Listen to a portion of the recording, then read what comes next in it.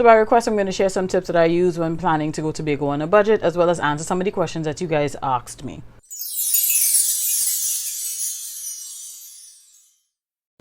Hey guys, it's your girl Nelly, aka Nelly B, and by the time you see this video, I will probably be on Maracas Beach, sprawled out somewhere, enjoying myself a good Havana bacon shack.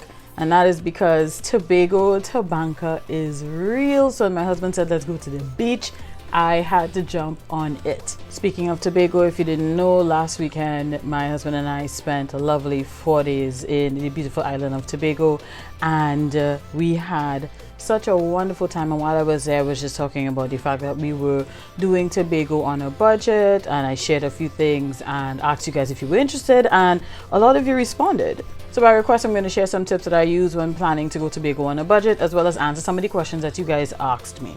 But before that, as I mentioned Tobago, I have to pick up my girl Gian, aka Beauty Outspoken, and congratulate her on her brand Crown and Lux being retailed now at Superfarm stores nationwide. Gian's brand does a variety of things, from satin bonnets to satin masks to satin scrunchies to pillowcases to robes to eye mask and then some. She's a very bright, industrious young lady. I consider her like a little sister to me, and to see how far her brand has progressed just makes me feel very proud. So Gian, congratulations again. First tip would be, of course, to do your research in terms of where you want to stay. Now, before you even think about where you want to stay, you may want to consider where you want to explore, especially if you may or may not have a vehicle. So if you are just like me and my husband, and we are like beach bums, so we're just more focused on spending time at beaches, you're going to want to stay somewhere near a lot of popular beaches. Of course, you're not just going to call one place, get their price and just book. You're going to want to search around to several places. A simple Google as to hotels in Tobago, guest houses in Tobago will bring up a lot of different options. You can also check Airbnb, because a lot of people rent out their properties as Airbnb in Tobago. So call around, get quotations, give specific dates, or have an idea as to the dates, because a lot of times the cost can vary based on the date that you plan to go. My second budget tip would be, if you have a vehicle, to go with your own car. And that is because you won't have the expense of renting a vehicle. You won't have to worry about spending like $250 to $300, or if you want something more high-end, $400 to $500 a day for a vehicle, if it is you carry your own car. And if you're carrying your own car, then of course you'll have to go by boat. And if you're going by boat, get gravel. Going by boat is significantly cheaper than going by plane. My husband and I, we went with our vehicle, and our tickets return, mine just being a round-trip adult, his being a round-trip adult with the car, both came up to $445 TT combined. Compare that to paying $600 if we were both going by plane. I know that some people get seasick. My husband gets a little upset at times when he's going by boat, so get gravel.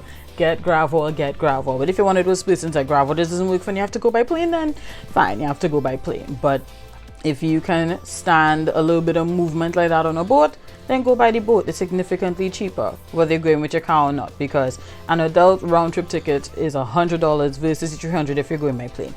Yes, it is longer, but it will save you some dollars.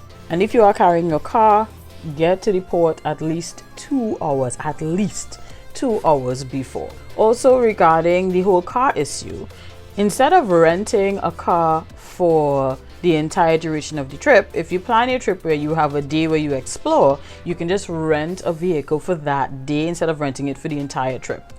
My third budget tip would be to carry your own stuff to cook. Or if you are flying over, get stuff to cook when you land there. Food in Tobago is a little bit on the more expensive side, and if you don't have stuff, like especially for like breakfast and dinner, it could definitely, increase your expense. I think that because we didn't particularly do that this time, we were going to, but just decided kind of the last minute to not really carry stuff to cook.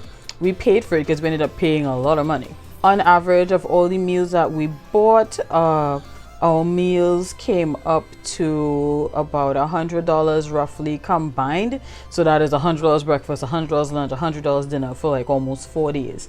So you end up spending a lot of money in food.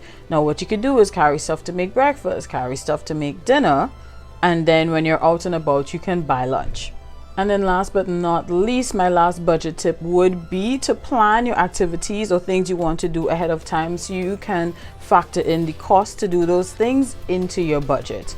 If you're keeping on a budget, you want to make sure that you have everything that you intend to do accounted for. So if it is you want to, do jet ski stuff, or I know some places do like ATV, you can do like horseback riding, all these different things. Find out the cost of these things and factor it into your overall budget one time. That way you're not like, oh my god, I want to do this, but you didn't budget for it after the fact. And those are my main tips for keeping your Tobago trip on a budget and a bit more cost effective. Now on to answering the questions that you guys sent. So the first question I got was, how far in advance to book? How far in advance to book depends on the time of year. If you're going, let's say for Easter, you should have already booked your trip. Long weekends and the July-August vacation period tend to be very populated times of the year for Tobago. So there's going to be like high demand for accommodation as well as for transport between Trinidad and Tobago. So you definitely want to book your trip at least a couple months in advance for Easter and for July, August. When you're the time of the year, you could wing it. It could be a couple weeks before. We planned this trip about 3 weeks, roughly 3 weeks before we were actually going. And even that was almost cutting it close because we almost didn't get tickets for the ferry to come back with the car. The next question I got was where to stay that is a bit cost effective. Okay, so I've stayed a few places within the Crown Point Store Bay area, and I found that the prices on these weren't too bad. I stayed at, well, if you guys were watching my Instagram stories when I was there, Store Bay Holidays currently has their studio apartments like $290, their 1 bedroom $390, their 2 bedrooms $800. There's also Johnson's apartment, which is right on Store Bay. Johnson's apartment used to be about $6 something. I was trying to get on to them to find out if they had any different rates now, but I couldn't. But I have a sneaky suspicion that their rates may have been reduced by now, so you could always call them and find out. If you want to not necessarily stay within the Store Bay Crown Point area and you rather stay somewhere a little bit further out, I've also stayed at Tecu Coral Reef in Lowland, and they have rooms from as cheap as like $400, $450.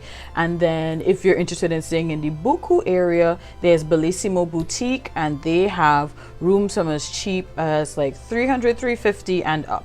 Granted, these spaces cannot be compared to like Magdalena Grand, so they're not these all high-end type of places. However, they're all clean, they're all comfortable, and you will feel, safe there. Somebody asks how much money should they budget overall for the trip. I can't give an answer to that because it depends on what you want to do. Some persons are really low-key like myself, and we're just about chilling on the beaches, and then there are those who want to be a bit more adventurous and try all kind of craziness. I can't really give an answer to that in terms of budget. I could just tell you, call around, compare, and try to see what is most cost effective to you. Best food find. This was a really good question. I had to the next question is best food finds. I love food, but I'm not a foodie. My husband is the foodie. So these would be his 3 recommendations based on not just this trip, but trips that we've done before. And he likes Miss Esme on Store Bay. He likes Traditions Bar and Grill at Pigeon Point. And then if you're heading up into the countryside and exploring, if you're in Palatuvier, there's this beautiful bar that overlooks the Palatuvier Bay called Glasgow's Bar, right next, like almost adjoined to Glasgow's Bar. Babe, is it adjoined to Glasgow's Bar? Yeah. Right adjoined to Glasgow's Bar. There's a lady that does food there. Listen, food was amazing.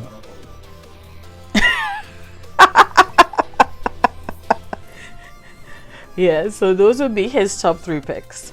The next question was, does the standard of service match the budget? Now, this question was a little bit vague. I took it as if you meant in terms of accommodations. I could only really speak to the places where I've stayed here. The main two places being Techie Coral Reef and Lowlands, as well as Cedros Bay Holidays. I've stayed Cedros Bay Holidays the most out of all the trips that we have done to Tobago, and hands down the service is on point. They have persons come, you know, clean your room. We had an issue with the shower, and I spoke to staff at front desk and they had somebody sort that out and we were good to go. Staff is always pleasant. Listen, the staff, oh gosh, you see Miss Dawn at Cedros Bay Holidays and Miss Wendy, they are some of the sweetest people you will ever meet. They will go above and beyond to ensure that your stay is comfortable. So you could always ask for them if you decide to stay there and tell them that I referred you. They are the best. And given, I mean, the cost of where we're staying, that kind of service, that service came with love. So more than with the budget of where we were staying, hands down. Someone asked about places to visit. Like I said, we are beach bodies, so we were on the beach most of the time, but Tobago has so many different things. There are some, you guys see like botanic gardens. You have, Tobago has a couple museums. You also have like this water wheel, if I remember it. There's one I think in Anosphere, and I think there's also one in Speyside, those water wheels. There's also, if you want to, you know, do the traditional glass bottom boat tours down to No Man Island, there's so many different things that you can do. I'm not sure how all of these things are operational right now with regards to the fact that we're still in a panini, but you could always do a quick Google search and find out more information. So someone asked what to wear. Okay, if it's one thing you must wear when you're going to Tobago is sunblock. Wear your sunblock. Wear your sunblock. But outside of that, it depends on where in Tobago you're going. If you're going on the beach, you're gonna want, of course, swimwear, shorts, something light, something airy, something breezy. If you're going out to dinner, you want to look cute. So it all depends on what you really plan to do. To be very honest, when I'm in Tobago, I'm in my swimwear 80% of the time, because we're either walking to the beach or we're driving to the beach, but either way our destination is the beach, so I'm in a bathing suit. And then the last question is, considering all expenses, was it worthwhile to go by boat with your car versus plane and rental? Absolutely. So let me see if I can compare the costs. So for both him and I to go to Tobago by plane would be $600 combined. And then if we rent a car, the average car rental is like $300 a day. So if we had rented the car for the 4 days that we were there, 4 days, Friday, so if you land Friday, Saturday, Sunday, Monday. Okay, so it'll be 3 days. 3 by 3 is $900. 9 and 6 is $1,500 for flying and car rental versus going by boat, which totaled to $445 with the car.